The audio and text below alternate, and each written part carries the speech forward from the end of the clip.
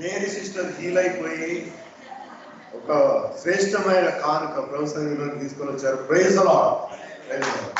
కానుకలు దేవుడు స్వీకరిస్తున్నారు. డబ్బులు స్వీకరించట్లేదు కానీ కానుకలు స్వీకరిస్తున్నారు.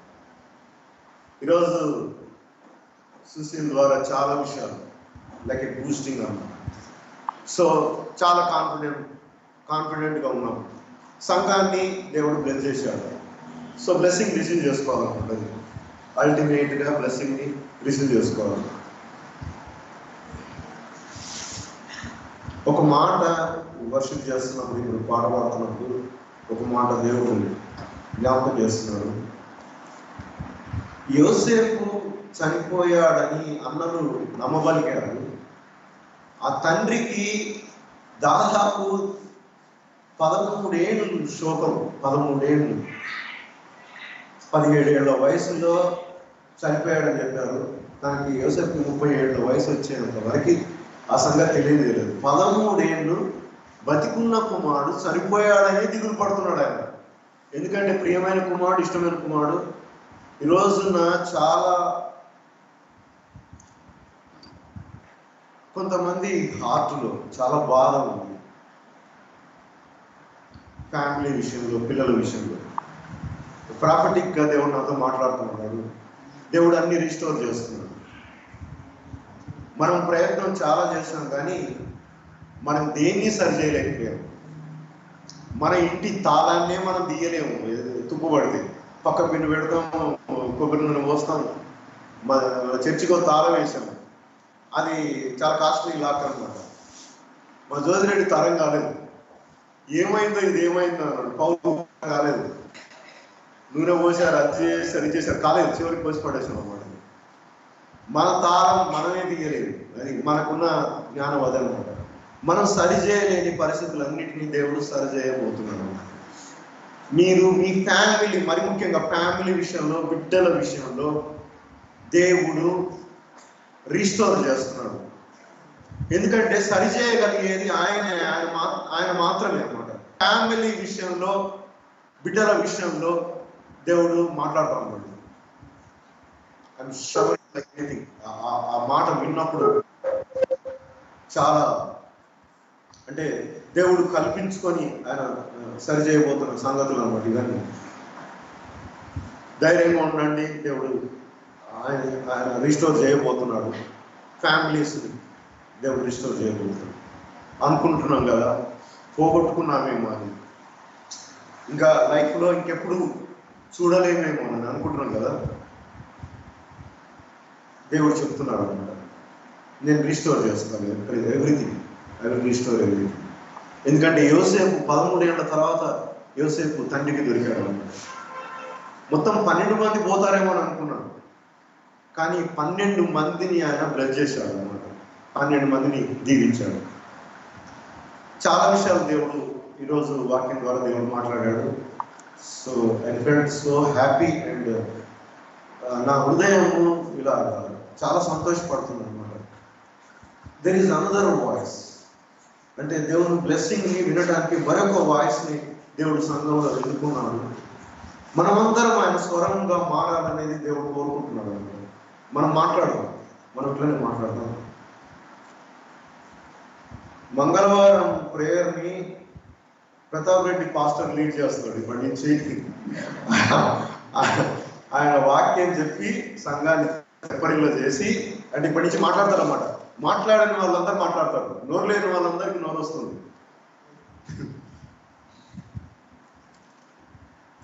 ఈ మధ్య మా జోజిరెడ్డి కూడా మాట్లాడాడు సంఘంలో. అంటే ప్రవచనాలు పలికిండు అన్నమాట. ప్రవచనాలు మాట్లాడాడు. థ్యాంక్ యూ జీసస్, హల్లెలూయా.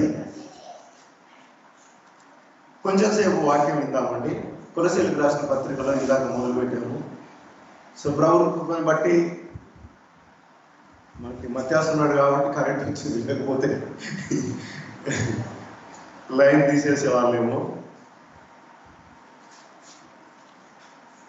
కొలస్సీయులకు రాసిన పత్రిక గత వారం చాలా విషయాలు చూసాము. నేను అన్ని మళ్ళీ రీక్యాప్ చేయాలని అనుకున్నాను కానీ కొన్ని విషయాలు, 1-2 విషయాలు నేనేమి మాట్లాడుతున్నాను. ఇందాక 11వ వచనం, 1వ అధ్యాయం 11వ వచనము, అంధకార సంబంధమైన అధికారంలో నుండి దేవుడు మనల్ని విడిపించాడు. నువ్వు ఎట్టి అధికారంలో లేవు, ఇప్పుడు ఏమని అధికారంలో లేవు. నువ్వు రోగం కింద దాసత్యంలో లేవు. మా కుటుంబంలో ఇట్లనే జరుగుతుంది, మా కాందాన్ని ఇట్లనే జరుగుతుంది, మేము ఇట్లనే పోగొట్టుకుంటాం, మేము కడుపులో బిడ్డల్ని పోగొట్టుకుంటాం, మేము ఆస్తుల్ని పోగొట్టుకుంటాం, మేము ఇలా చాలా మంది చెప్పుకుంటా ఉంటారు. తెలుసా మీకు? మాదంతా పోగొట్టుకునేదే అని అనుకుంటా ఉంటాం కదా. అలాంటి అంధకార సంబంధమైన అధికారం నుండి మనము విడిపించబడ్డా ఉంటాం. ఇప్పుడు నెక్స్ట్ ఏంటి? ఆయన ఎంతగానో ప్రేమించిన ఆయన కుమారుని రాజ్యంలో నివాసులుగా చేర్చబడ్డాం.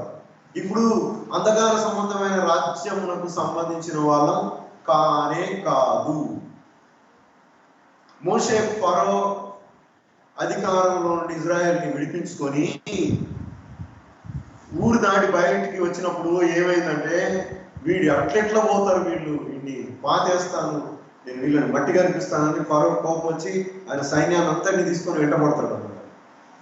ఇజ్రాయేలీలు సనుగుతారు. కానీ మోషే దేవుని వైపు చూసినప్పుడు దేవుడు సముద్రం వైపుకి కర్రను సాపమంటే సముద్రము ఓపెన్ అవుతుంది, మార్గం ఏర్పాటు చేస్తుంది. వారు ఎరుగని ప్రదేశంలో, వారు చూడని దాంట్లో దేవుడు మార్గాన్ని, సముద్రంలో మార్గాన్ని ఏర్పాటు చేశాడు. సముద్రంలో మన మార్గం ఉంది తెలుసా? తెలియదు, మీకు తెలియదు, ఇజ్రాయేలీలకు కూడా తెలియదు, మోషేకి తెలుసు. మార్గం ఓపెన్ అయింది, సముద్రంలో వచ్చి నడుచుకుంటూ వెళ్ళారు. మీరు మమ్మల్ని వదిలిపెట్టిపోతారా, ఎట్లెట్లా పోతారని సముద్రంలో కూడా వస్తున్నారు. ఈ లోపల వీళ్ళు ఆ ఒడ్డుకి చేరారు. ఫరో సైన్యం అంతా సముద్రంలోకి వచ్చేసింది. దేవుడు ఏం చెప్పాడంటే, వెనక్కి తిరిగి చూడండి అన్నాడు. ఏంటి ప్రభు అంటే, మిమ్మల్ని తరుముతున్న ఈ ఐగుప్తు ఇంకెప్పుడు మిమ్మల్ని వెంటాడాలి అని చెప్పాడు. చెప్పగానే సముద్రం మూసుకొని పోయింది. మొత్తం ఐగుప్తు సైన్యం అంతా మొత్తం సముద్రంలో మునిగిపోయారు, నేలమట్టం అయిపోయారు అనమాట. ఇంకా ఫరో చెప్పుకోవడానికి ఏం లేదు. ఫరో సైన్యము చాలా భయంకరమైన సైన్యం. ఆ సైన్యాన్ని ఎదిరించడం ఎవరి తరం కాదనమాట. అది సూపర్ పవర్ ఉన్న అధికారం. అట్టి అధికారము పడద్రోయబడింది, ఐగుప్తు పడద్రోయబడింది. దేవుడు ఏం చెప్పాడంటే, ఐగుప్తుని నీ జీవితంలో ఇంకెప్పుడు చూడవు. ఇది దేవుడు ఇచ్చిన ప్రామిస్ అన్నమాట. ఈరోజు కూడా అంతే. ఐగుప్తు అంటే లోకం యొక్క అధికారము నీ మీద ఎప్పటికీ పనిచేయదు, ఎప్పటికీ పనిచేయదు. మీరు ఈ మాటలు జ్ఞాపకం చేసుకోండి. అది రోగమైనా, నేను ఇందాక దేవుడు ఒక పరిశుద్ధాత్ముడు ఒక రెవల్యూషన్ ఇచ్చాడు అని చెప్తున్నాను కదా, నేను బండి మీద వెళ్తున్నప్పుడు. అదేంటంటే, వేగు చూడడానికి వెళ్ళిన ఈ 12 మందిలో 10 మంది తప్పుడు సమాచారం ఇచ్చారు. ఏంటిదని? వాళ్ళు ఆజానుబాహులు, మనకు విడతలలాగా ఉన్నాం, నిజమే చెప్పారు వాళ్ళు, నిజమే చెప్పారు. కానీ సూపర్ నిజం ఏంటి? సూపర్ ట్రూత్ ఏంటి? దేవుడు చెప్పిన మాట నిజం అన్నమాట. సూపర్ ట్రూత్ అని, ట్రూత్ కంటే సూపర్ ట్రూత్ దేవుడు చెప్పిన మాట అన్నమాట. ఆయన మాట ఏంటంటే, మీ నిశ్చయముగా ఆ దేశాన్ని నేను మీకు ఇస్తున్నాను, దాన్ని మీరు స్వాధీనం చేసుకుంటారు. ఆడ దున్నలున్నా, ఎద్దులున్నా, పులులున్నా, సింహాలున్నా, ఆజాన్ బాబులున్నా, ఎవడున్నా సరే ఆ దేశం మీదే అని చెప్తున్నాడు అనమాట. దీన్ని మనము వినాలన్నమాట. ఈ ఐగుప్తు చెర ఇంకా వెంటాడింది కాబట్టి వీళ్ళు ఏం చేశారంటే, వాళ్ళని మనం జయించలేము, వాళ్ళతోటి మనం యుద్ధానికి పోలేము, వాళ్ళని గెలవలేము అని అనుకున్నప్పుడు ఆ 10 మంది ఇజ్రాయేలు, ఆ 10 మంది ఎవరైతే ఆ తప్పుడు సమాచారం ఇచ్చారో ఆ సంతతి ఎవ్వడూ చేరలేదు అన్నమాట. ఓన్లీ కాలేబు, యెహోషువ తప్ప ఆ జనరేషన్లో 2 సంవత్సరాలు ప్రయాణం చేసి ఇంకా అబౌట్ టు ఎంటర్ ఆ యొక్క కణంలోకి ఎంటర్ కావాల్సిన వాళ్ళు 40 సంవత్సరాలు వాళ్ళు ఆ తప్పుడు సమాచారాన్ని బట్టి 40 సంవత్సరాలు అక్కడ అరణ్యంలో తిరుగులాడినట్టుగా మన వాక్యంలో చూస్తున్నాం. ఈ 40 సంవత్సరాలు అందరూ ఆ జనరేషన్ మొత్తం చచ్చారు అన్నమాట. ఎవరైతే బిలీవ్ చేశారో, ఆ నెక్స్ట్ జనరేషన్ ఎవరైతే బిలీవ్ చేశారో వాళ్ళు మాత్రమే ఎంటర్ అయ్యారు అన్నమాట. అయితే దేవుడు ఏం చెప్తున్నాడంటే, నీ ఎదురుగా గొలియాతు ఉంటే వాడిని నువ్వు కొట్టి చంపేస్తావు. దేవుడు ఏం చెప్పాడంటే నువ్వు వెళ్ళి స్వాధీనం చేసుకో, స్వాధీనం చేసుకో. నేను ఏం చేస్తున్నానంటే ఇప్పుడు మీకు ఒక ఛాలెంజ్ మాట చెప్తున్నాను అనమాట.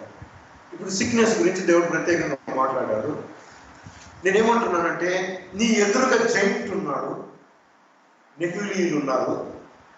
ఈ యొక్క ఏమంటారు దీర్ఘదేవులను నువ్వు ఎదిరించాలి అంటే, ఎదుర్కోవాలంటే నీకు వాడు కనిపిస్తున్నాడు, రాజానుభావులాగా కనిపిస్తున్నాడు. నీకు ఈ రోగం నుంచి బయటికి రాలేమని వాడు అట్లా నీతోటి బతికిస్తున్నాడు, నీకు అనిపిస్తున్నాడు.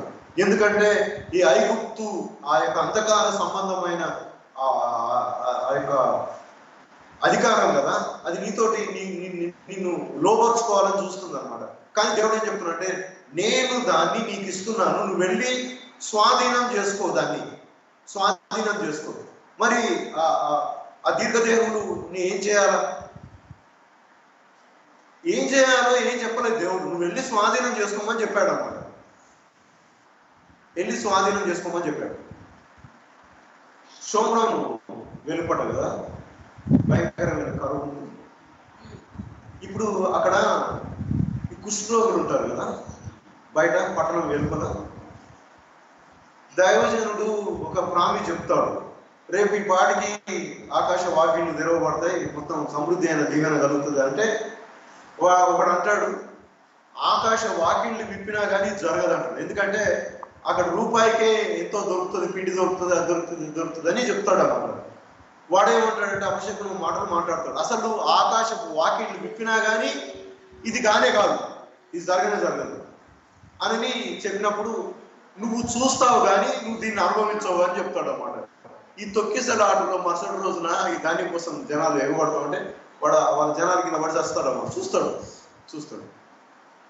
అయితే ఎలా జరిగింది అంటే ఇది ఈ కుష్ఠరోగుల్ని బట్టి జరిగింది. వాళ్ళు ఏమనుకుంటారంటే ఎట్లాగైనా చేస్తాం, మనం పట్టణంలోనికి పోయేది లేదు, లోపల నుంచి ఇంత తిండి వచ్చేది లేదు, మనకి ఎవడింత పెట్టాడు, లోపడే అడుక్కొని తింటున్నాడు. ఏమన్నా చేయగలిగితే మనమే ఏమైనా చేయాలి, మనం బయట ఉన్నాం కాబట్టి ఏమైనా చేయాలి. అందుకని వీళ్ళు ఏం చేశారంటే చూస్తే సిరియా దాంట్లో మాట వేసింది అనమాట. వెళ్దాము, చంపేస్తారు, నష్టమైతే ఏమవుతుంది, మనం చంపేస్తే నష్టం ఏమవుతుంది, ఇట్లనే ఉండి సచ్చేదానికంటే అట్లా చావడం బెటర్ కదా అని డిసైడ్ చేసుకొని వాళ్ళు ధైర్యంగా వెళ్ళినప్పుడు అక్కడ ఎవడు లేడు, ఉట్టి గాలికే భయపడి పారిపోయినట్ట వాళ్ళు. ఒక దైవజనుడు చెప్తా ఉన్నాడు, ఇప్పుడు వీళ్ళకి కాళ్ళు చక్కగా ఉండవు, చేతులు చక్కగా ఉండవు కదా, ఇప్పుడు ఒకడు చక్కగా ఉంటే ఇంకొకటి చక్కగా ఉంటాడు, వాటిని బండిలో వేసుకొని లాక్కోవాలి. ఆ లాగుతుంటే ఆ సౌండ్ అది ఏది గుర్రాల రథాల సౌండ్ లాగా వినపడి వస్తిరా నాయన వస్తిరా నాయన అని వాళ్ళు పారిపోయినట్ట అని ఒక దైవజనుడు చెప్తున్నాడు అన్నమాట. నాకు అనిపించింది నిజమే ఉండొచ్చు. ఈ కుష్ఠరోగుల్ని ఆ కింద ఏమంటారు తాటి మట్టల మీద కూర్చొని ఉంటే పట్టుకొని దాటుకొని పోతుంటారు కదా, ఇట్లాగా దడ సౌండ్ వస్తుంది, సైన్యం వచ్చారా, ఇజ్రాయేల్ వచ్చారా అని వీళ్ళు భయపడి పారిపోయినట్ట. అట్లుండొచ్చు. నీ ధైర్యము, నువ్వు వేసే అడుగు శత్రువు గుండెల్లో దడ పుట్టిస్తుంది అన్నమాట. ఏమన్నాడంటే నువ్వు యుద్ధాలు చెయ్యి, వాళ్ళని ఇట్లా కండలు బీకు, వాళ్ళని ఇట్లా నిశ్చయం చేసుకొని వాడు తలగొట్టు అని ఏం చెప్పలేదు దేవుడు. ఇప్పుడు వాడు 30 అడుగులు ఎత్తున్నోడు ఏం చేయాలి, నిచ్చెన వేసుకుంటే కానీ వాడు తలగొట్టలేవు. విడతలాగా ఉన్నవాడు ఇంతుంటే ఎట్లా కొడతావు, నిచ్చెన వేసుకొని ఎక్కాలన్నమాట. తాటి చెట్టు లాంటి నిచ్చెన వేసుకొని ఎక్కాలి. అట్లేం చెప్పలేదు, మీరు వెళ్ళి స్వాధీనం చేసుకోమని చెప్పాడు. ఇప్పుడు దేవునికి తెలియదు అక్కడ వీళ్ళు దీర్ఘదేవులు ఉంటారని. దేవుడు చెప్తున్నాడు అన్నమాట, నేను ఇస్తున్నా నీకెందుకు వాళ్ళతో ఎందుకు, వాళ్ళు ఈగ దోమలు లాంటి వాళ్ళు, నీకు ఎందుకు అవసరం ఏంటి, నువ్వు అంధకార సంబంధమైన అధికారం కింద లేవు, నువ్వు నా అధికారం కింద ఉన్నావు, నేను నీకు ఇస్తున్నానని చెప్తున్నాడు అనమాట. ఎంత ఈజీ అంటే అసలు వీళ్ళు లోపలికి వెళ్తే భయానికి చచ్చిపోయే వాళ్ళు లేవు, అసలు వీళ్ళే భారీ దేవుళ్ళ కనపడే వాళ్ళకి ఏం జరిగేదో ఏముంది కదా. సో నీ ఎదురుగా నీకున్న రోగము అట్లా అనమాట, అలా అనిపిస్తుంది. శత్రువు నీతోటి అట్లాగే మాట్లాడుతున్నాడు, నువ్వు దీన్ని జయించలేవు దీన్ని జయించలేవు అని చెప్తా ఉన్నాడు అనమాట. రాంగ్ ఏమంటారు రిపోర్ట్, గుడ్ రిపోర్ట్ ఒకటి ఉంది, ఇది సువార్త. ఇక్కడ ఏమనుందంటే నువ్వు జయిస్తావు నిశ్చయముగా ఆయన పొందిన దెబ్బల వలన నీకు దాంట్లో అధికారం ఇవ్వబడింది, దాన్ని స్వాధీనం చేసుకునే అధికారం ఇవ్వబడింది. ఆరోగ్యం నీది, అనారోగ్యం శత్రు సంబంధమైంది, దాన్ని ఎదిరిస్తావు నువ్వు. నీ ఆరోగ్యాన్ని స్వాధీనం చేసుకుంటావు. కణాలు నీ ఆరోగ్యం లాంటిది అనమాట. నువ్వు అడుగు వేయాలి, నువ్వు అడుగు వేయాలి. దేవుడి ఊపిరి ఎలా ఉంటుందంట, దేవుడు ఊపిరి ఊదితే, సముద్రంలో ఆయన ఊపిరి ఊదితే అడుగు కనిపిస్తుందంట. ఆయన ఊదితే ఒక గ్లాసులో నీళ్ళు పోసుకొని స్ట్రా పెట్టి ఊసి చూడండి, బుడుగు బుడుగానే వస్తుంటుంది, ఆ అడుగు కనిపిస్తుంటుంది అనమాట. నీళ్ళని పక్కకు పోయి దేవుడు ఊపిరి వదిలితే అట్లా కనిపిస్తుంది అంట. కీర్తనలో రాయబడింది. నువ్వు కూడా అట్లాంటి వాడిగా అనమాట.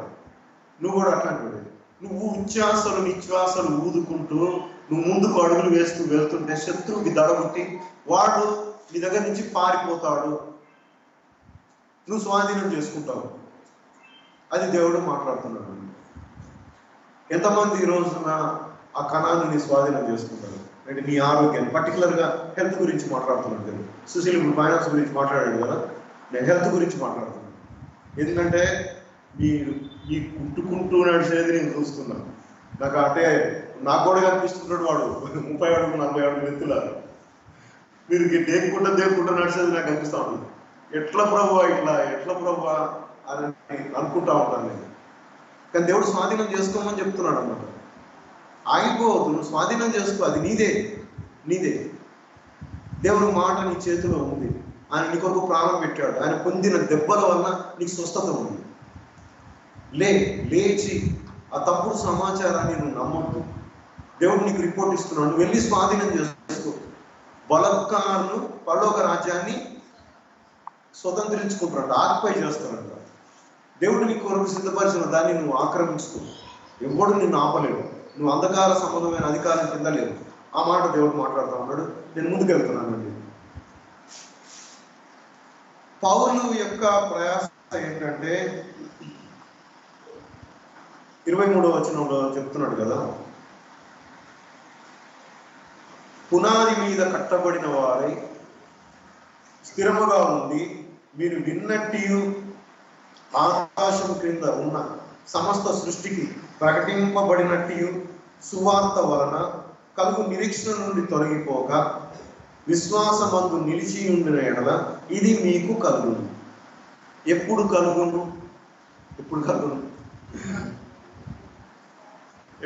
అంటే పునాది మీద కట్టబడిన వారు. ఏంటిది పునాది? మన చర్చి నుండి ఒక బుక్ రాసుకున్నాం, అదేంటంటే స్థిరమైన పునాది. దాంట్లో ఏంటంటే ఒక 7 టాపిక్స్ ఉంటాయి. నాకేమనిపించింది అంటే ఈ విషయాలు కరెక్ట్గా తెలుసుకుంటే ఇది ఒక స్థిరమైన పునాది అవుతుంది. విశ్వాస జీవితానికి ఇది ఒక స్థిరమైన పునాది అవుతుంది. దీని మీద మన వ్యక్తిగతమైన విశ్వాస జీవితాన్ని కట్టుకోవచ్చు అనేది దేవుడు నా హృదయంలో పెట్టిన ఆశ అన్నమాట. పౌలు కూడా ఇదే డిజైర్ అనమాట. ఏంటంటే సత్యము ఆల్రెడీ ప్రకటిస్తున్నాను నేను. యేసు ప్రభు యొక్క ఆ అంధకార సంబంధమైన రాజ్యాన్ని ఎలాగా దాన్ని జయించాలా, దేవుని రాజ్యాన్ని ఎలా స్వతంత్రించుకోవాలో అని చెప్తున్నాను. దేవుని రాజ్యమునకు మనము నివాసులం అయితే ఇంకా మన రాజు యొక్క ఆధిపత్యం ఏంటి? 15వ వచనం నుండి ఉంది కదా, ఆయన అదృశ్య దేవుని స్వరూపి అయి సర్వ సృష్టికి ఆది సంభూతుడై ఉన్నాడు. మనం భూమి మీద అయినా సరే పరలోకంలో అయినా సరే దేవుణ్ణి చూడలేదు. ఏ నరును దేవుణ్ణి చూడలేదంట. భూమి మీద ఎవడును దేవుణ్ణి చూడలేదంట. ఇప్పుడు దేవుడిని చూస్తాం, పరలోకానికి పోయినప్పుడు దేవుడిని చూస్తాం. దేవుడు ఎక్కడుంటాడు? దేవుడు యేసు ప్రభువు లాగుంటాడు అనమాట.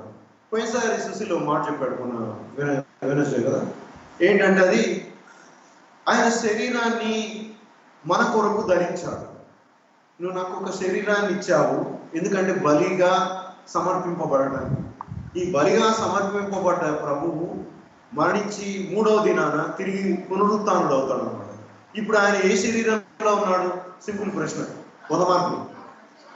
ఆత్మ శరీరంలో ఉన్నాడు. శరీరంలో ఉన్నాడు. ఆయన శరీరంలో ఉన్నాడు. శిష్యులకి చూపిస్తాడు కదా, ఇదిగో నన్ను పొడిచిన మేకుల ఛాయలు. తొమ్మతో చెప్తాడు, ఆ 7 బుక్కల్లో పెడితేనే నేను నమ్ముతాను, ఆ పక్కలో చేయి పెడితేనే నేను నమ్ముతాను. పెట్టమంటాడు. అప్పుడు తోమ బాధపడతాడు, తన యొక్క అన్బిలీఫ్ని బట్టి బాధపడతాడు అన్నమాట. నువ్వు చూసి నమ్ముతావు తోమ, చూడకుండా నమ్మిన వారు ధన్యులు అని చెప్తారు. మనం చూడలేదు, ఆయన శరీరాన్ని చూడలేదు, ఆయన యొక్క ఎందుకంటే ఆ పీరియడ్లో మనం లేము. 2000 సంవత్సరాలు అయిపోయింది. ఏం చేసినా దేవుని వాక్యంలో ఉన్నదాన్ని నమ్మడమే. మనం ఏమంటున్నాడంటే మరి ధన్యులం అంటున్నాడు, మరి ధన్యులం అంటారు. ఇప్పుడు ఆయన మనకి శరీరంలో కనిపిస్తాడు అన్నమాట. ఎందుకంటే ప్రకటన గ్రంథంలో ఒక మాట ఉంటుంది, వెళ్ళొద్దు మీరు అక్కడికి, వెళ్ళొద్దు. ప్రకటన గ్రంథంలో ఒక మాట ఉంటుంది, ఏంటంటే యోహాను రాస్తాడు కదా, శిష్యుడైన యోహాను రాస్తాడు కదా, యోహానికి ఎవరు కనపడలేదు, వధింపబడిన గొర్రెపిల్ల కనపడ్డాడు సింహాసనం మీద. ఇంకెవరైనా ఉంటే కనపడాలి కదా అక్కడ, పెద్ద దేవుడు, చిన్న దేవుడు, మధ్య దేవుడు అట్లా ఏమైనా ఉంటే కనపడాలి కదా.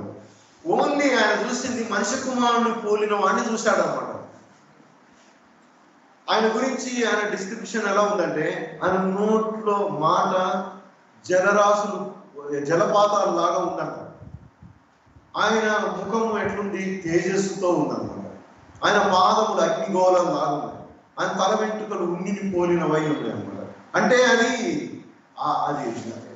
ఆ ఇమాజినేషన్ ని మనము స్క్రిప్చర్ గా తీయలేమన్నమాట. రాయబడింది అంతే. నువ్వు దాన్ని ధ్యానిస్తా ఉంటే ఆ పిక్చర్ ఏందో నీకు అర్థమవుతుంది అన్నమాట. జస్ట్ ఇది ఒక లైన్ ఏంటంటే, నువ్వు ఆ యొక్క ఏమంటారు, ఆ రివల్యూషన్లోకి, ఆ ప్రత్యక్షతలోనికి ఎంటర్ కావడానికి వస్తుంది అనమాట. ఒకసారి నువ్వు ఆ రివల్యూషన్, ఆ ప్రత్యక్షతలోనికి ఎంటర్ అయిపోయిన తర్వాత ఆ రియాలిటీ ఏంటో నువ్వు చూడగలుగుతావు అన్నమాట. బాప్తిజం ఇచ్చి యోహాను కాదు, శిష్యుడైన యోహాను ప్రకటన గ్రంథం రాస్తూ ఉంటే ఎవరు కనపడ్డారు ఆయన దర్శనంలో? యేసు ప్రభువుని చూశాడు. వధింపబడిన గొర్రెపిల్ల సింహాసనం మీద కూర్చొని ఉండడం చూసిండు అనమాట. ఆయన మనిషి కుమారుని పోలిన వాడిని చూసినట్ట. ఇంకెవరినో చూసినాడని చెప్పట్లేదు. ఇప్పుడు దేవుడు ఏమయ్యాడు? దేవుడు నీలాగా నాలాగా శరీరీ అయ్యాడు అనమాట. ఇప్పుడు శరీరంలో ఉన్నాడు. ఎంత గొప్ప సంగతి అండి. నీ కోసం నా కోసం ఆయన లిమిటేషన్స్ లోనికి వచ్చాడు అనమాట.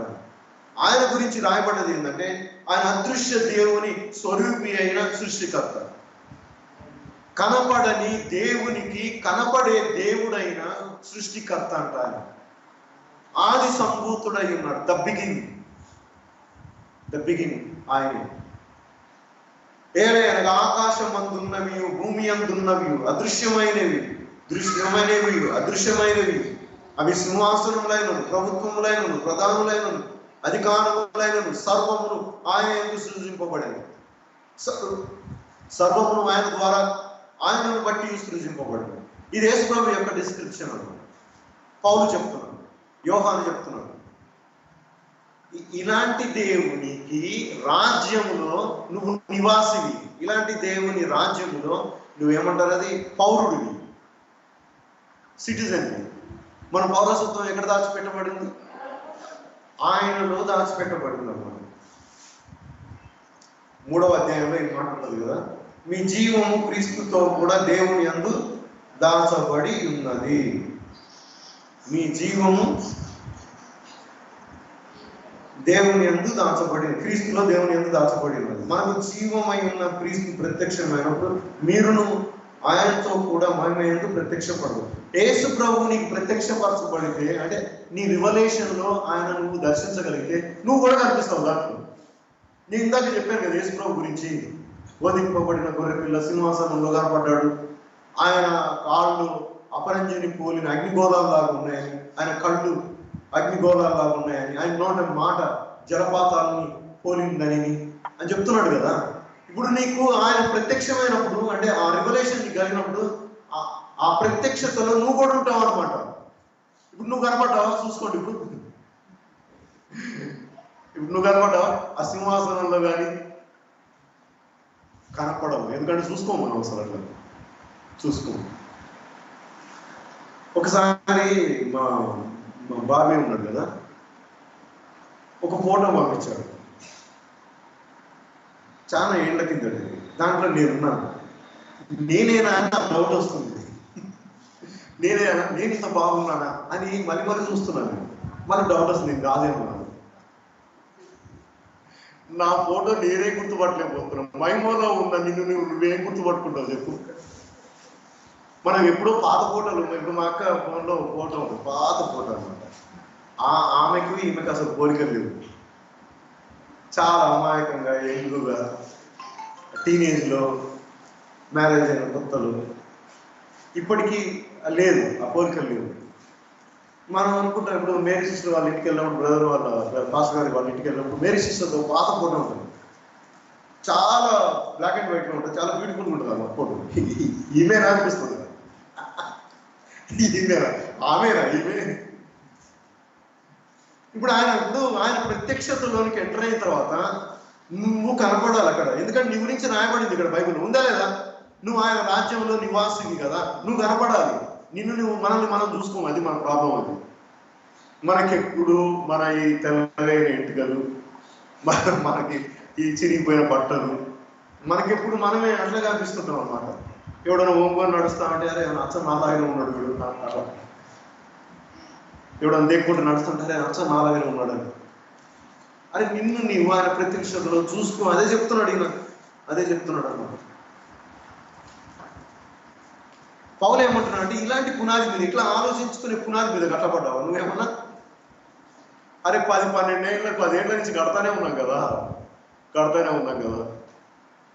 మళ్ళీ మొదలైతాయి అనమాట. మళ్ళా మా ఇంట్లో పరిస్థితులు ఏం మారదు, మా ఇంట్లో మనుషులు ఎవ్వడు మారదు, ఏందో మా పరిస్థితి ఎప్పుడు ఇట్లనే ఉంటుంది. అరే నీ పరిస్థితి ఎప్పుడో మారింది, నువ్వు ఎక్కడో ఉన్నావు. నిన్ను ఆయన అరచేతిలో చెప్పుకొని ఉన్నాడు, నువ్వు ఎక్కడో ఉన్నావు. 23వ వచనం, పునాది మీద కట్టబడిన వారే స్థిరముగా ఉండి మీరు విన్నట్టు ఆకాశం క్రింద ఉన్న సమస్త సృష్టికి ప్రకటింపబడినట్టు, నీకు ప్రకటించేది సృష్టికి కూడా ప్రకటింపబడినట్టు ఈ సువార్త వలన కలుగు నిరీక్షణ నుండి తొలగిపోక అక్కడ ఇక్కడ ఎక్కడ పోవద్దు. లేదు మా ఇంట్లో పరిస్థితులు ఉన్నాయంటే ఉంటే ఉండని, అరే ఏమవుతుంది ఉంటే ఉండని. నిరీక్షణ నుండి తొలగిపోక విశ్వాసమందు నిలిచి ఉండిన ఎడల ఇది మీకు కలుగును. ఏది మీకు కలుగును? మీరు సమాధానం చెప్పకపోతే నేను మళ్ళా వెనక్కిపోయి మళ్ళీ అంతా చెప్తానే ఉంటాను. నేను కూడా రాజ్య నివాసులని చెప్తున్నాను కదా, ఆ రాజ్య నివాసుల హక్కు ఉంది కదా, ఏదైతే ఉంటుంది కదా, హెరిటెన్స్ ఏదైతే ఉంటుంది కదా, అది మీకు కలుగుతుంది అన్నమాట. పౌలను నేను అట్టి సువార్తకు పరిచారకుని. మేము ఎందుకున్నాం చెప్పండి ఇక్కడ? మేము ఈ సంగతులన్నీ మీకు ఊరిక చెప్పి మీకు ఈ సంగతులన్నీ చెప్పి మిమ్మల్ని ఎక్కడో కూర్చోబెడదామని ఆశ అన్నమాట. ఎప్పుడన్నా నేను ఆయన మహిమలో కనపడ్డానని ఎప్పుడన్నా అంటారేమోనని ఆశ అన్నమాట. యేసు ప్రభు వధింపబడిన గొర్రెపిల్లలాగా ఆయన సింహాసనాసీనుడై ఉండగా నేను చూచి తిని ప్రకటన చదువుతున్నప్పుడు నేను కూడా ఉన్నా బ్రదర్, ఫస్ట్ గారు నేను కూడా ఉన్నా అని మీరు చెప్తారేమో అని నేను అనుకుంటున్నాను అనమాట.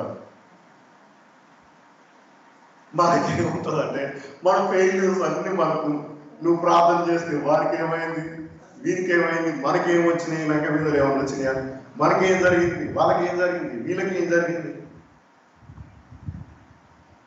ఇప్పుడు ఇందాక శిష్యులు మాట చెప్పాడు, అరే అన్ని సిద్ధంగా ఉన్నాయి, ఎందుకు టెన్షన్ తీసుకుంటున్నావు? అన్ని సిద్ధంగా ఉన్నాయి. వెండి గిన్నె ఆయనే తీసేసుకున్నాడు, మనకైతే 300 తులముల బంగారాన్ని వెండినిచ్చాడు.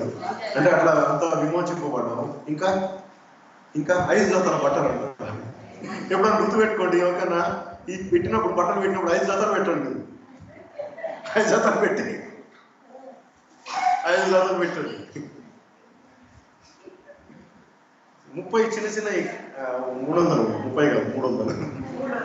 ఇప్పుడు చిన్న వెండి రేకులు లాంటి అన్న చేపించుకున్నాను. నేనేమంటున్నానంటే యు సీ ద పిక్చర్. మనల్ని మనం చూసుకుందాం, అట్లా చూసుకుందాం, సమృద్ధిలో చూసుకుందాం. ఎందుకంటే ఇప్పుడు మనకి చూసుకోవటం అలవాటు లేనప్పుడు మనం ఎప్పుడు దాన్ని రిసీవ్ చేసుకోలేము.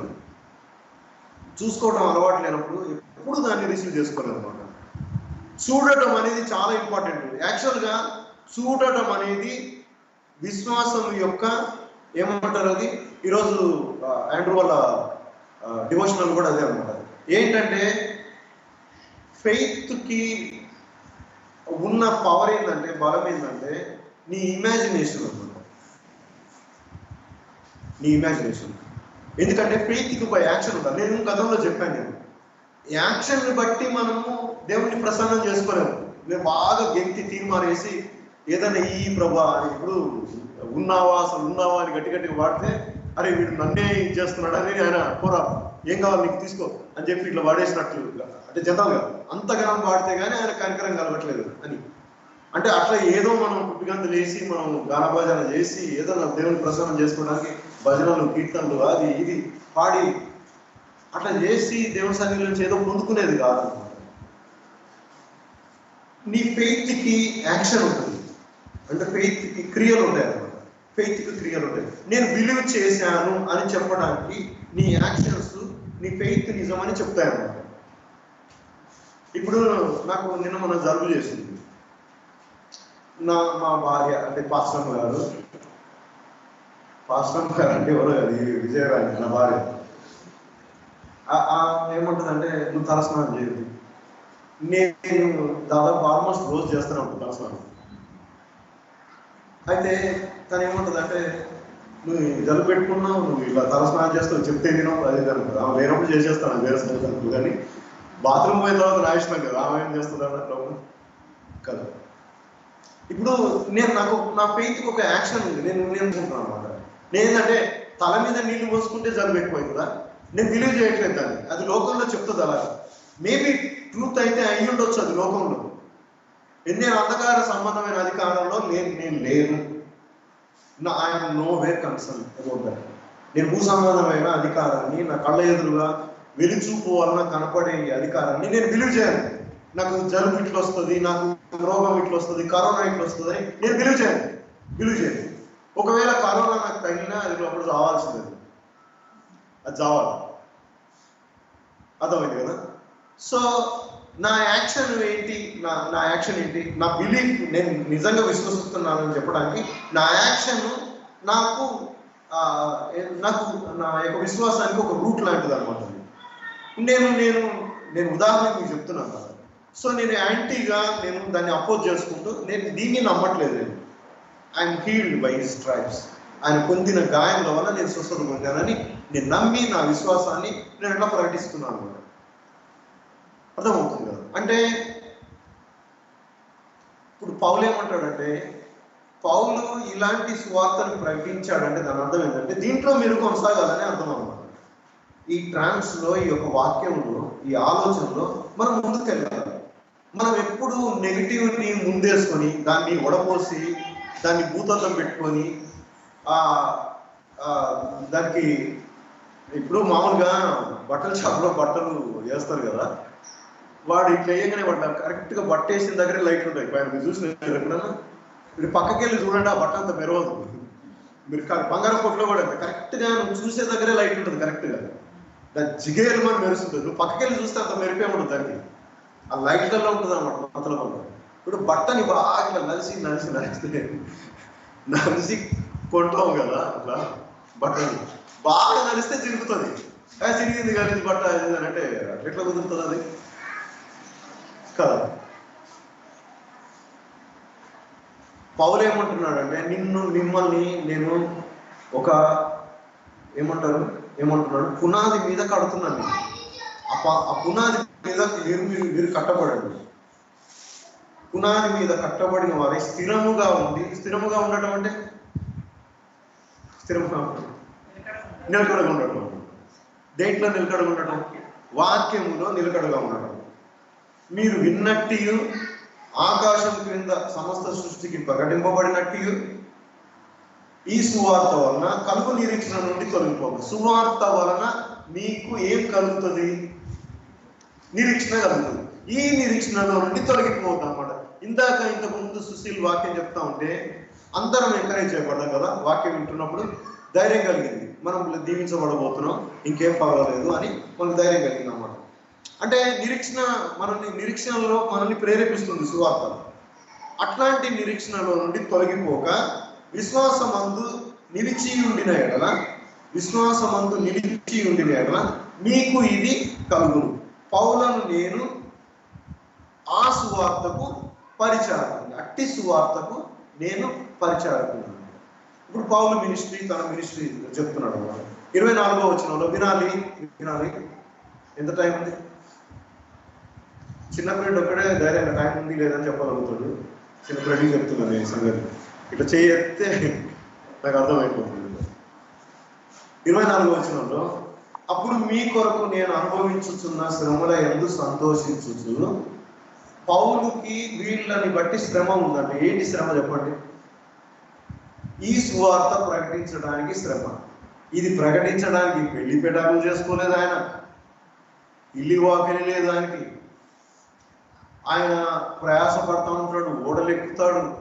ఈ అధికారుల మతాధికారుల చేతిలో చిక్కినప్పుడు తన్నులు తింటుంటాడు, కొడా దెబ్బలు కలుగుతుంటాయి, శిక్షలు వేస్తుంటారు. ఎవరైనా దెయ్యం పట్టిన వాళ్ళు విడిపిస్తే జైల్లో పడేస్తారు. నానా యాతన అనమాట, నానా యాతన. ఇది ప్రూవ్ చేయడానికి ఏదో ఒకటి చేయాలి కదా. ఇప్పుడు దెయ్యం పట్టిన వాడిని విడిపించాడు, ఇదిగో దేవుడి కార్యాలు ఇక్కడ జరుగుతున్నాయి చూసుకోండి అని చెప్తుంటే ఈయన తీసుకెళ్లి జైల్లో పెట్టారు. జైల్లో దంచుడే దంచుడు. ఆ రాత్రి కాలంలో కుయ్యో మొర్రో అనకుండా ఆయన ఏమంటున్నాడు?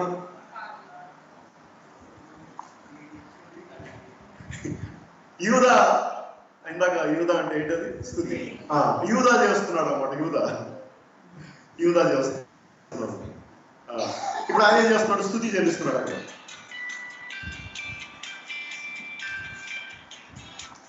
స్తుతి చెల్లిస్తున్నాడు. ఇప్పుడు ఎదురుగా కనపడేదాన్ని వాళ్ళు ఏమైనా లెక్కలోకి తీసుకున్నారా?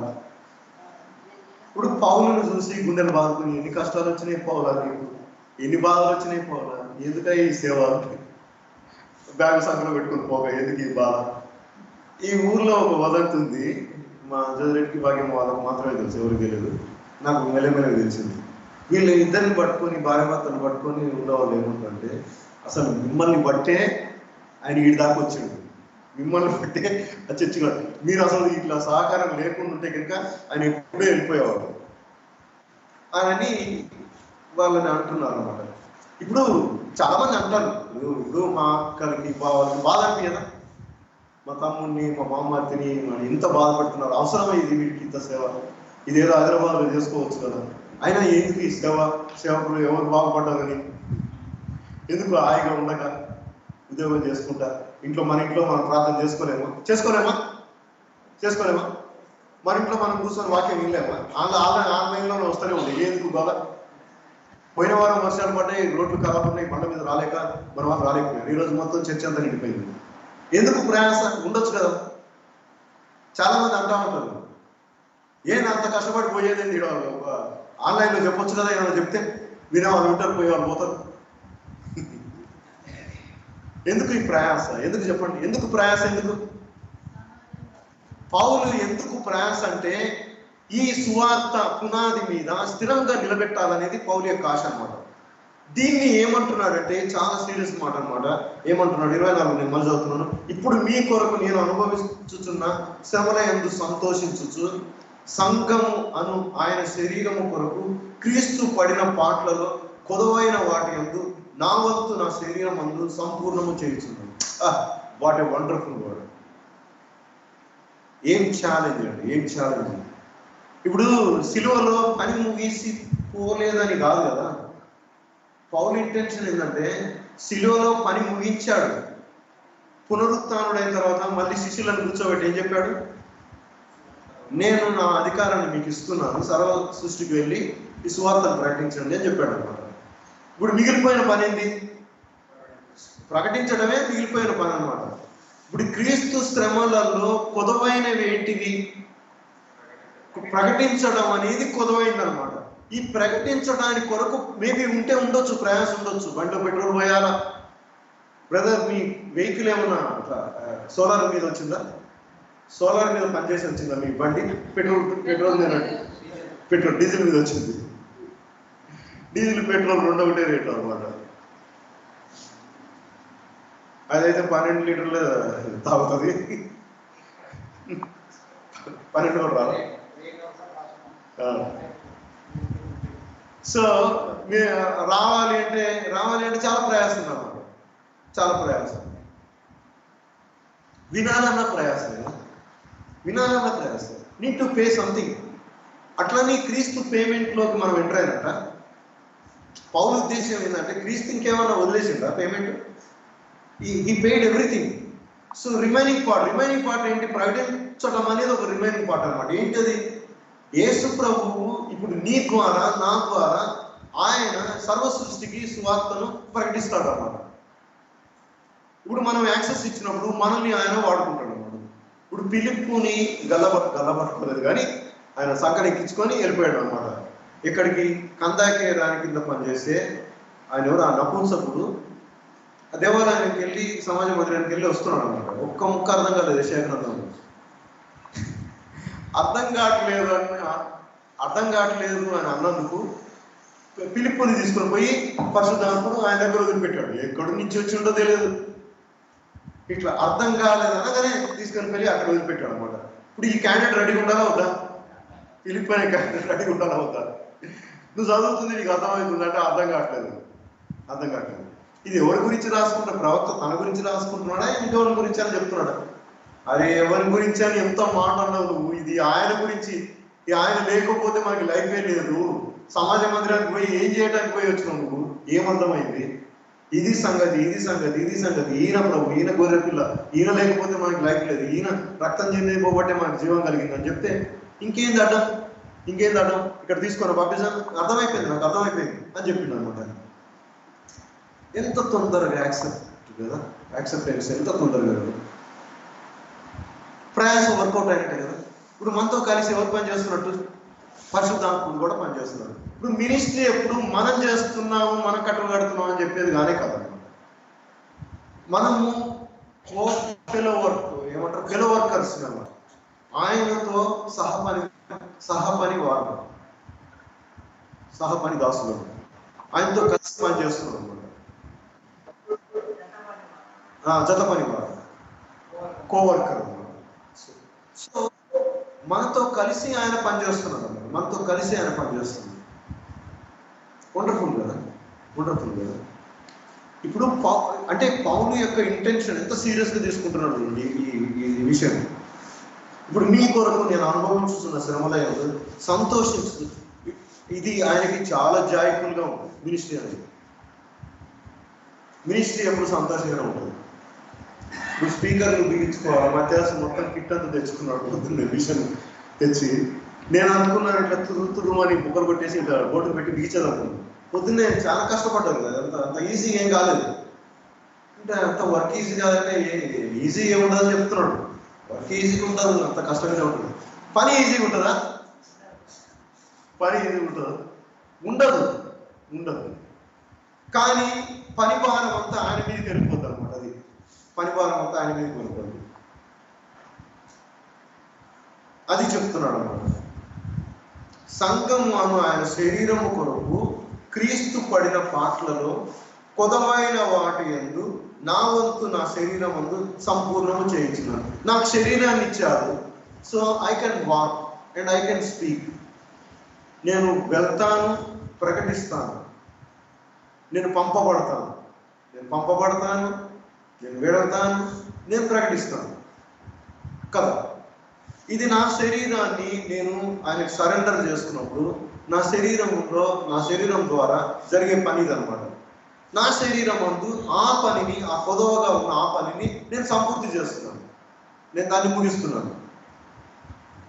దేవుని వాక్యమును 25వ వచనం అనగా యుగ యుగములలో తరతరములలో మరుగు చేయబడి ఉన్న మర్మమును సంపూర్ణముగా ప్రకటించుటకు మీ నిమిత్తము నాకు అప్పగింపబడిన దేవుని ఏర్పాటు ప్రకారము నేను ఆ సంఘమునకు పరిచారకుడనైతిని.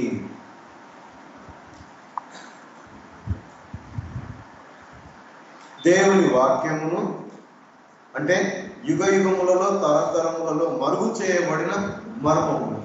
నువ్వు నోరు విప్పి మాట్లాడితేనే మరుగుగా ఉన్న సత్యం ఏదో బయటకు వస్తుంది అన్నది. నువ్వు మాట్లాడకపోతే మరుగుగా ఉన్న సంగతి బయటికి రాదు. నువ్వు మాట్లాడితేనే అవతలి వ్యక్తికి ఏం చేయాలో పరిష్కారం అర్థమవుతుంది, ఎలా ముందుకు వెళ్ళాలో ఆ ధైర్యం కలుగుతుంది, మొదటి అడుగు వేయడానికి ధైర్యం కలుగుతుంది, ఎలాగ సమస్యను ఎదుర్కోవాలో ఆ యొక్క ధైర్యం కలుగుతుంది అన్నమాట. ఇది మరుగు చేయబడింది. సర్వ సృష్టికి మరుగు చేయబడింది. నువ్వు నోరు తెరిచి ప్రకటిస్తే ప్రకటింపబడుతుంది అన్నమాట. అర్థమైంది కదండి మీకు? అర్థమైంది కదా? ఇప్పుడు నేను మాట్లాడుతూ ఉంటే మీకు అర్థమవుతుంది, ఎందుకంటే దేవుడు పెట్టిన నియమం ఇది అనమాట. నేను మాట్లాడుతూ ఉంటే ఇది నీకు అర్థమవుతుంది. నేను మాట్లాడకపోతే ఇది మీకు అర్థం కాదు. ఎవడైనా ఇక్కడ నిలబడి మాట్లాడాలన్నమాట. గ్రంథపు చుట్టను విప్పి ఆయన మాట్లాడాడు. ఆయన ఏమన్నాడు? ప్రభు ఆత్మ నా మీద నిలబడి ఉన్నది, బీదలకు స్వార్థ ప్రకటించడానికి, నలిగిన వారిని విడిపించడానికి, చెరలో ఉన్న వారిని విడిపించడానికి, బందీలుగా ఉన్న వారిని విడిపించడానికి, రోగుల్ని స్వస్థపరచడానికి ప్రభు ఆత్మ నా మీద నిలబడి ఉంది, హితవత్సరాన్ని ప్రకటించడానికి. ఇది ఇప్పుడు మీకు మీ మధ్యలో నెరవేరింది అంటే దాని అర్థం ఏంటి? ఆయన ప్రకటించాడు కాబట్టి ఇది ఆయనే అని అర్థమైంది అన్నమాట. ఇప్పుడు ఈ మాట మాట్లాడుతున్నాం కాబట్టి ఇది ఆ మరుగుగా ఉన్న మర్మం ఏందో నీకు బయలుపరచబడుతుంది అన్నమాట. నీకు మరుగుగా ఉన్నది. చాలాసార్లు మనం ఏమనుకుంటామంటే ఈ కుటుంబంలో సమస్యలు ఎప్పటికీ అర్థం కావు, ఈ పరిస్థితులు ఎప్పటికీ తీరవు, ఏంటో పరిస్థితి ఎట్లయితుందో అని నువ్వు అనుకుంటున్నావు కదా. నీకు మరుగుగా ఉంది. నువ్వు వాక్యం ప్రకటింపబడినప్పుడు నీకు వెలుగు అవుతుంది అన్నమాట. వాక్యం చీకటిగా ఉన్న ప్రదేశములలో వెలుగివ్వడానికి ఈ వాక్యము వెలుగు అవుతుంది. ఆ మరుగుగా ఉన్న ప్రదేశంలో వాక్యం వెలుగు అవుతుంది అన్నమాట.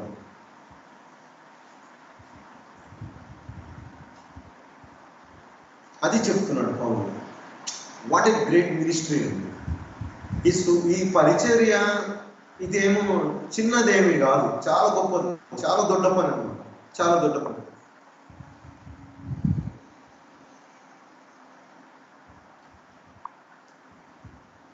ఇరవై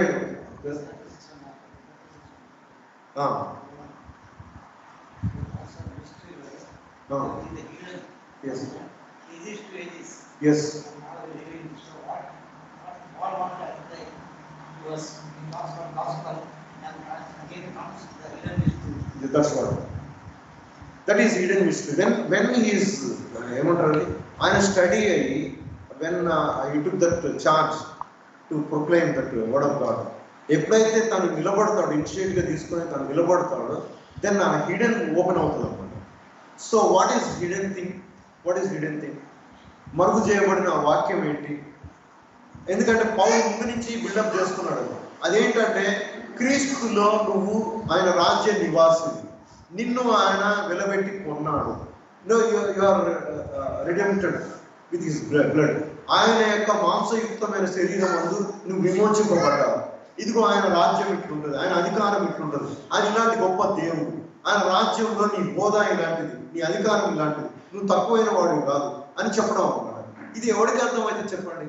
ఇప్పుడు చర్చెస్ లో ఏమవుతుందంటే ఒక కాంటెంపరీ అండర్స్టాండింగ్ ఏంటంటే, ప్రస్తుతం ఉన్న ఆ అండర్స్టాండింగ్ ఏంటంటే నేను పందిని, కుక్కని, నేను పాపిని అని అనుకోవడమే సరిపోతుంది అనమాట. సో మనం ఎప్పుడు ఆ పునాది మీద కట్టబడిన వారి లాగా ఉండనే ఉండవు. సో అందుకని శత్రువు దాడి చేయడానికి అది ఒక అవకాశం. ఇందాక ఒక మాట సుశీల్ మాట్లాడుతూ ఉంటే నాకు ఒక విషయం అర్థమైంది. ధర్మశాస్త్ర సంబంధమైంది ఎప్పుడు నిన్ను బందీగానే ఉంచుతుంది, నిన్ను బంధకాల్లోకే తీసుకొని పోతుంది, అది నిన్ను విడిపించదు. ఓన్లీ కృప మాత్రం, ప్రేమింపబడిన వారి ద్వారా దొరికిన విమోచననే నీకు విమోచన అవుతుంది అన్నమాట. దిగులు ఉండకూడదు అన్నమాట. So you have to rejoice in every aspect. ప్రతి ఏరియా, ప్రతి పరిస్థితుల్లో నువ్వు రిజాయిస్ చేస్తూ ఉంటావు. అర్థమైంది కదా? ఇప్పుడు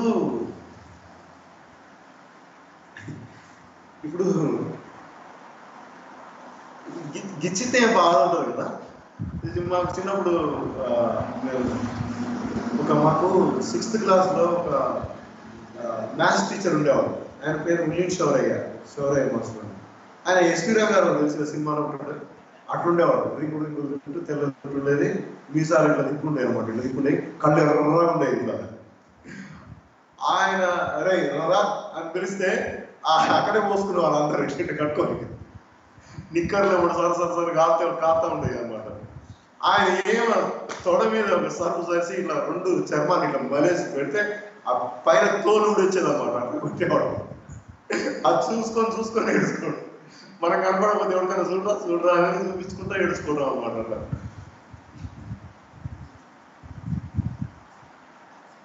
ఇప్పుడు బాధే కదా, లేదంటావా? లేదంటావా? ఆయన ఏమంటున్నాడంటే బాధని వదిలేయి, బాధని మెడిటేట్ చేయదు, బాధని పక్కన పెట్టేసి వదిలేసేది. ఇప్పుడు సంతోష సంబంధమైన విషయాలు ఉన్నాయి. నేను ఇప్పుడు దాకా మొత్తుకుంటున్నాను కదండి, ఒక్క సంతోషకరమైన సంగతి ఏదో చెప్పండి మీ నోటిలో వింటే నేను సంతోషపడతా. ఒక్క గుడ్ న్యూస్, ఒక్క సంతోషం, నీ రిజాయిస్, నీ ప్రేరేపించే, మళ్ళీ సంతోషపరిచే ఒక్క మాట చెప్పండి. ప్రజల ఇంకా కొలసాయిలో రాసిన పత్రికలో నేను పైన ఒక డిస్క్రిప్షన్ చెప్పినా కదా. ఇంకా యేసు ప్రభు యొక్క రాజ్యం, ఆయన అధికారం, ఆయన ఎట్లుంటాడు ఏంటి ఆయన చెప్పాను కదా. ఆయనలో మనం ఉన్నాం అనమాట. ఆయన రాజ్యంలో నివాసం ఉన్నాం. అది ఉండదు, ఆయన రాజ్యంలో నివాసం ఉన్నాం. సో ఇప్పుడు నీకు ఎవరికి ఇచ్చింది అనుకోండి, ఇచ్చినప్పుడు ఇదే బాధ పెట్టుకుందా ఉందామా? ఇప్పుడు చిన్నపిల్లలు చూడండి, వాడు గబగబ పరిగెత్తుతో ముక్కకుండా పడతాడు, కాళ్ళకి ఏళ్ళకి మూతికి ముక్కుకి అన్నింటికి దెబ్బలు తగిలించుకుంటాడు. వాళ్ళ అమ్మ గబగబ వచ్చేసి ఎత్తుకొని వాడికి ఏం చేయాలని వాడికి ఇష్టమైన లాలీపాప్ తీసి ఇచ్చింది అనుకో, అది నోట్లో పెట్టుకొని సంప్రదించుకుంటూ మంచిగా నవ్వుకుంటుంటాడు అనమాట. ఇమీడియట్గా వాడికి ఏది ఎక్కువ సంతోషం ఉంది? మొన్న మా మనవాడు ఏం చేసిందంటే, మేము ఆయన్ని సైకిల్ దొక్కియడానికి కిందికి తీసుకెళ్ళాము. ఏం చేశాడు, సైకిల్ బోర్ కొట్టింది ఆయనకి. పోనీ నడిపిస్తూ ఉంటే ఆయనకి ఎందుకో కోపం వచ్చింది. అది చెప్పడానికి తెలియక ఆయన కాళ్ళు టపా కొట్టి ఏడుస్తున్నాడు అనమాట. ఏడ్చుకుంటా ఏందని అడుగుతుంటే వినట్లేడు కదా, మళ్ళీ పారిపోతున్నాడు. పోయి కాలు తట్టుకొని పడ్డాడు అనమాట. పడితే మోకాలు దెబ్బ తగిలినాక అది ఇక బాగా ఏడుపు వచ్చింది, దానికి ఏడ్చిండు. మళ్ళీ పైకి తీసుకెళ్ళి ఇంకా ఆయనకి తినేది ఏదో తినబెడితే ఇంక అప్పుడు అదంతా పోయింది అంతా. మళ్ళీ ఆతనే ఉన్నాడు నార్మల్గా.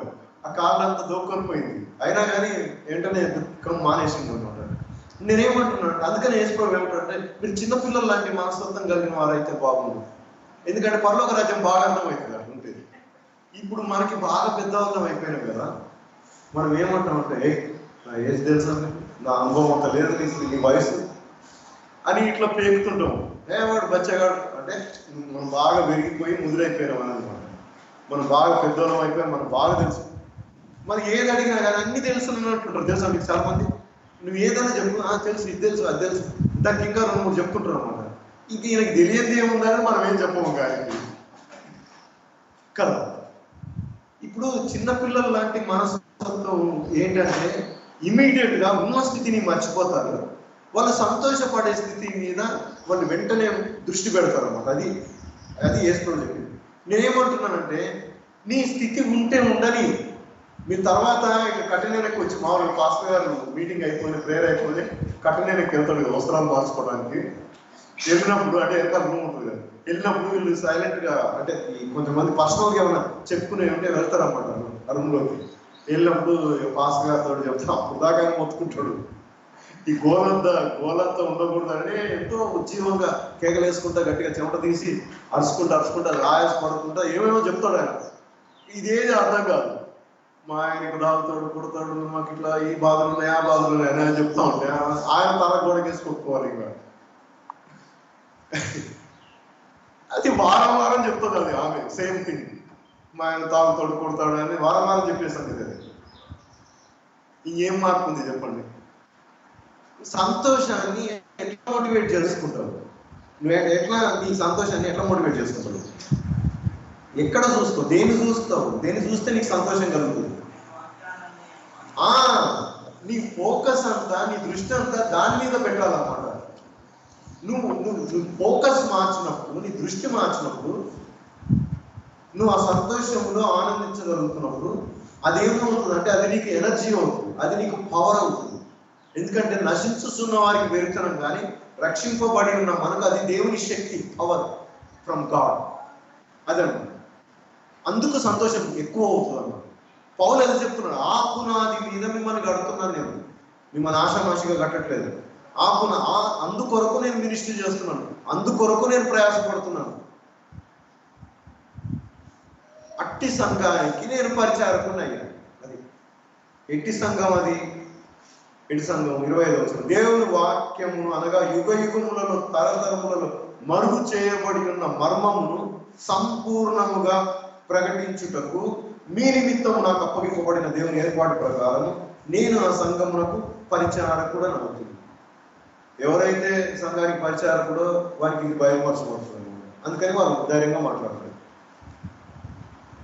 ఇప్పుడు ఏం చెప్తా ఉంటే ఇట్లా ఈ బాధలు ఉన్నాయి, ఆ బాధ. నాకు ఒక ఫోన్ వస్తుంది, దాని పేరు చెప్పండి కానీ ఫోన్ వస్తుంది. ఫోన్ వచ్చిందంటే అన్ని బాధలే ఉంటాయి ఫోన్లో, అన్ని బాధ. చివరికి ఏం చెప్తా అంటే అన్న మీరు బాగా బలంగా ప్రార్థన చేయండి అన్న, ప్లీజ్ బలంగా ప్రార్థన. ఇక నేనేమన్నానంటే ఏం చెప్పిన అర్థం కావట్లేదు. సరే చేస్తాను, సరే. పొద్దున కూడా వచ్చింది నాకు ఫోన్, సరేలే అమ్మ చేస్తాను. అన్ని బాధలే, ఫోన్ నిండా బాధలే, ఫోన్ నిండా బాధలే.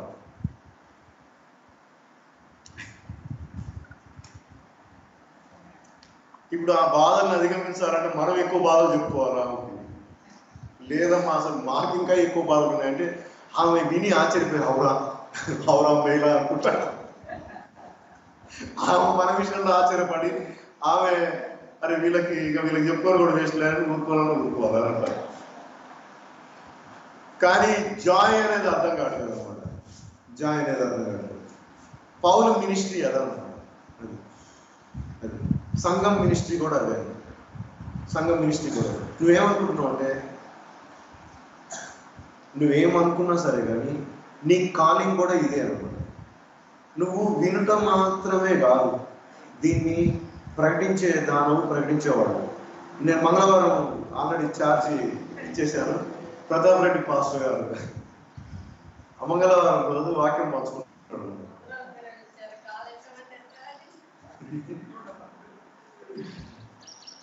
ఎందుకంటే ఈ వారం అంతా బైబిల్ చదువుతాడు అన్నమాట. మా బావ ఏం చేస్తున్నాడు ఈ మధ్య, ఆయనకు అన్ని అర్థమైపోయింది, మొత్తం తెలిసిపోయింది బైబిల్ అంతా. ఇది తెలుసుకోవాల్సింది ఏం లేదు. అందుకని ఊరికే పాటలు వినుకుంటే ఎంజాయ్ చేస్తున్నాడు. ఇప్పుడు అట్లా కాదు, అసైన్మెంట్ పెట్టేశాను మా బావకి. ఇప్పుడు ఏం చేయాలంటే మళ్ళీ స్టడీ చేసి మళ్ళీ వాక్యం చెప్తా ఉంటాడు అనమాట. అట్లా మన పాత సంగతులు, నేర్చుకున్న సంగతులన్నీ మనం చెప్తూ ఉంటుంది. అయితే పౌలు ఒక సంగతి, so it's time to close. ఏం చెప్తున్నాడంటే 27 అన్యజనులలో, అన్యజనులు అంటే ఈ సంగతులు అసలు ఎరగని వాళ్ళు. అన్యజనులు ఎవరు? ఈ సంగతులు అసలు ఎరగని వాళ్ళు. యాక్చువల్గా చర్చి బాగా అన్యజనులు లాగుంటుంది, తెలుసా మీకు? లోకల్లో వాళ్ళు చాలా ఈజీగా తీసుకుంటారు అన్ని. ఏదైనా జరిగింది అనుకున్నా సరేలే ఎట్లా పోతే పని అది. ఇప్పుడు జనరల్గా మామూలుగా ఏమంటారు అంటే, శుభం పలుకరా అంటే తహసీల్ పలుకున్నారు, పైన తదాస్తు దేవతలు ఉన్నారంటారు. అంటే వాళ్ళ ఉద్దేశం ఏంటంటే, నువ్వు బ్లెస్ అయ్యి, నువ్వు నోటితో మాట్లాడు, దీవించు, మంచిగా అవుతుంది, దీవించు నువ్వు మంచిగా. ఇప్పుడు వాళ్ళు బ్లెస్సింగ్ కూడా ఎట్లుంటారంటే, ఇప్పుడు ఇట్లా అంకుల్ లాంటి వాళ్ళ దగ్గరికి వచ్చి కాలు మొక్కింగ్ అనుకోండి, వాళ్ళు ఏం చేస్తారంటే దీర్ఘాయుష్మాన్ భవ అని అంటారు. ఇప్పుడు కొత్తగా పెళ్ళి అయితే సంతాన ప్రాప్తి వస్తున్నారు అంటే బ్లెస్సింగ్ పలుకుతుంటారు అన్నమాట. వాళ్ళే బెటర్ కదా మనకంటే. ఇప్పుడు ఇట్లా వచ్చిన వాడికి ఏం చెప్తారంటే, నువ్వు మారు మనసు పొందుకో, లేకపోతే నరకానికి పోతావు, నువ్వు జ్ఞాపకం చేసుకొని పాపాలన్నిటిని నువ్వు జాగ్రత్త, నువ్వు ఏం వదిలిపెడుతున్నావు చూడు, ఏదన్నా వదిలిపెట్టిన పాపం నీకు పట్టుకుంటుంది. వాడు ఇప్పుడు ఈ ప్రార్థన ఏందో, ఈ శోభనార్థాలు ఏందో. ఇప్పుడు ఎవరు బెటర్గా ఉన్నారు చెప్పండి? ఇప్పుడు ఎవరు అన్యులుగా ఉన్నారు? అన్యుడు అంటే అన్నోన్ పర్సన్ అనమాట, అంతే కదా? అపరిచితుడు, అన్నోన్ పర్సన్, అన్యుడు. Who is that stranger? Who is that stranger person? అంటే ఏ క్రీస్తుని ఎరగని వాడు స్ట్రేంజర్. క్రీస్తుని ఎరగని వాడు స్ట్రేంజర్, అన్నోన్ పర్సన్. వాడు అపరిచితుడు. నువ్వు పరిచితుడివే కదా, నువ్వు క్రీస్తుని ఎరిగిన వాడు లాగానే మాట్లాడును. నో, క్రిస్టియానిటీలో ఇది లాంతరు పెట్టి ఎతికినా దొరకదు. అన్యజనులలో ఈ మర్మం యొక్క మహిమైశ్వర్యం ఏంటిదో, అంటే ఎప్పటికి అసలు ఏ సంగతి తెలియని వాడికి, క్రీస్తుని ఎరిగిన వాడికి ఈ మర్మం యొక్క మహిమైశ్వర్యం ఏంటిదో, అనగా మీ అందున్న క్రీస్తు మహిమ నిరీక్షణ అయి ఉన్నాడన్న సంగతి దేవుడు తన పరిశుద్ధులకు తెలియపరచగోరి ఇప్పుడు ఆ మర్మమును వారికి బయలుపరచాడు. అన్యులకు కూడా తెలిసిపోతుందండి ఇది. నోయింగ్లీ అన్నోయింగ్లీ వాళ్ళు ఎరుగుతున్నారు, అన్నోయింగ్ గానే వాళ్ళు చెప్పేస్తున్నారు. తెలుసా మీకు ఆ సంగతి? దీవించండి, దీవించడము అనేది ఏదో ఒకటి అక్షింతలు చేతులు పట్టుకొని బ్లెస్ చేసి దీవించబడునుగా. కానీ మేము మా హైదరాబాద్లో మా ఇంటి ల్యాండ్ ఓనర్స్ ఉన్నారు, వాళ్ళ పెళ్లికి, కుమార్తెల పెళ్లికి వెళ్ళాము. మా ఇంట్లో అందరికీ కార్డులు ఇచ్చారు, అందరం వెళ్ళాము. వాళ్ళు ఆ తాళి కట్టేంత వరకు వెయిట్ చేసి, అందరూ వెయిట్ చేసి అంత అయిపోయినాక అందరూ వెళ్ళి ఆ దంపతుల్ని ఆశీర్వదించడానికి అక్షింతలు పట్టుకొని వెళ్ళారన్నమాట. అంత క్యూలో నిలబడ్డారు. ఒక్కడు కూడా భోజనాలకి హరి లేదన్నమాట. అక్కడ అక్షింతలు వేసి తర్వాతనే భోజనానికి వెళ్ళారన్నమాట. నేను మన పెళ్లిళ్ళలో చూస్తాను, ఎప్పుడు తిండి గోల ఉంటుందో, ఈ పాస్టర్ గాడు ఎప్పుడు నోరు మూత పడుతుందా, ఈ మైకులు ఆగిపోతే బాగుంది, ఈ కరెంటు పీకితే బాగుంటుంది. ఈ కరెంట్ వాడు ఇవాళ రోజు నిద్రపోతున్నాడు కానీ ఈ రోజు మటుకు మైకులు నడుస్తున్నాయి. అంటే మీరు బ్యాటరీ పెట్టుకున్న సంగతి తెలియదు నాకు. ఆ తిండి కోసం ఎంత ఎగబడతాం అన్నమాట. ఆ పూరేళ్ల కోసం, ఆ మాంసం కోసం. ఆ మాంసం ఒక కళింగ యుద్ధం జరిగినటువంటి తిని బొక్క తీకి అందులో పడేస్తుంది.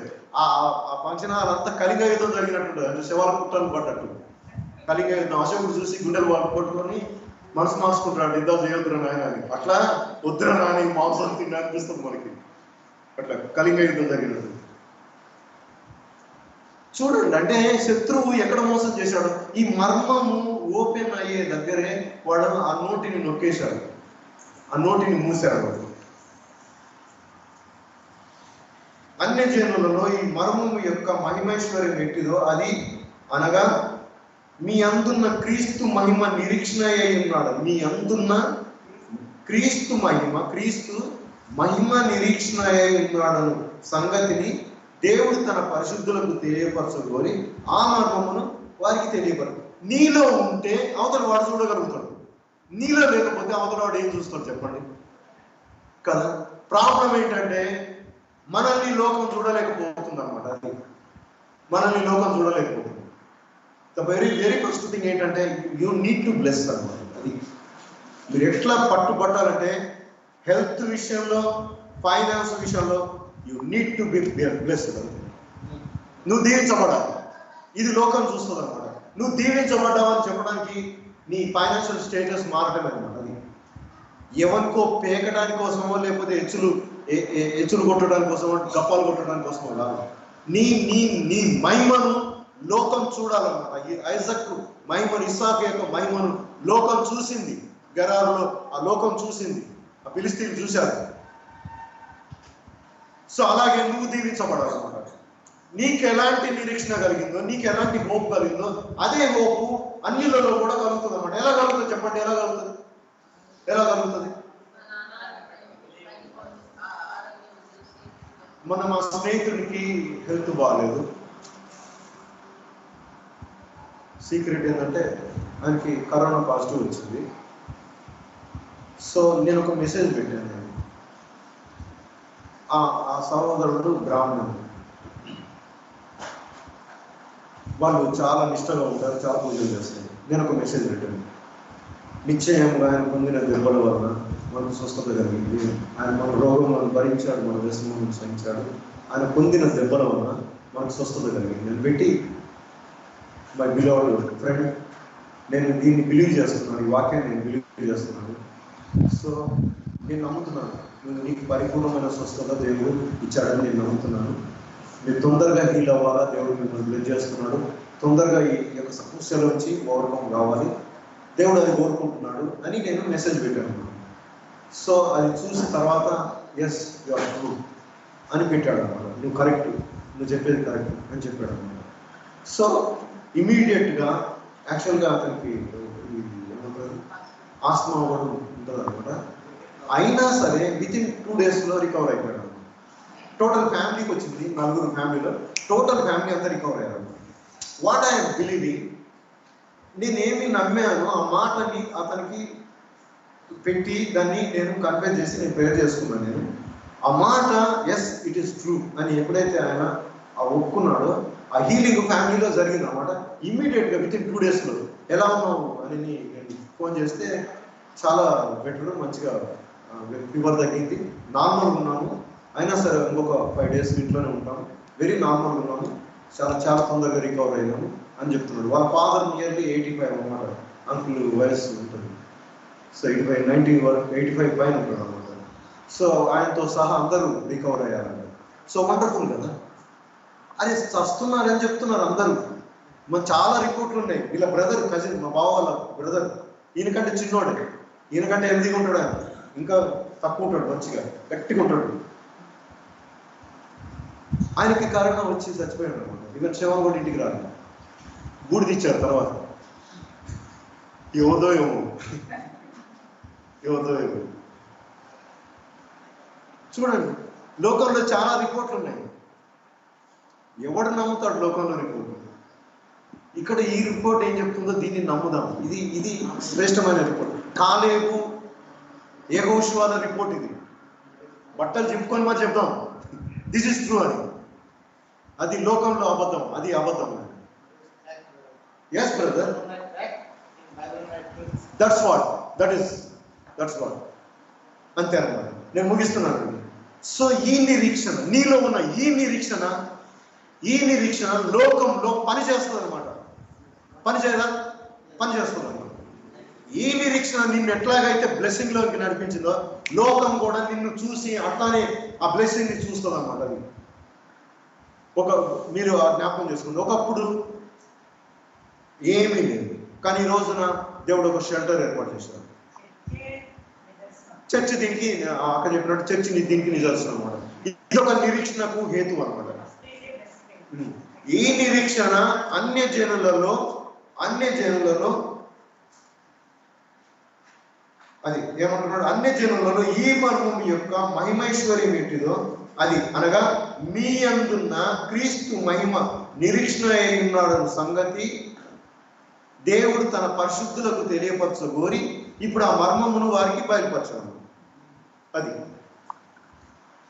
అర్థమైంది కదండి. నేను ఇక్కడ ఆపుతున్నాను. ఇక చాలా విషయాలు ఉన్నాయి, నాకు చాలా టైం పడుతుంది. I need to stop. Time demand చేస్తుంది. ఇక మనం తినే సమయం 5 రొట్టెలు 2 చేపలు ఉన్నాయి అయ్యా. 5 రొట్టెలు 2 చేపలు ఇంతమందికి ఎట్లా అని అంటే కాదు, ఇంకా 12 గంటలకి మిగులుతాయి. రాత్రి అంతా పట్టారు మనోళ్ళు చేపలు. ఈరోజు మెనూ ఏంటంటే చేపల కర్రీ అండ్ రొట్టెలు కూడా, జొన్న రొట్టెలు, రైస్ కూడా, మన్నా కూడా ఉంది. మన్నా 5 రొట్టెలు 2 చేపలు అన్నీ ఉన్నాయి. సో ఇప్పుడు ప్రభు శరీరం కూడా తినేద్దాం పర్లేకుండా, ఎందుకంటే ఇదే లైఫ్ అన్నమాట.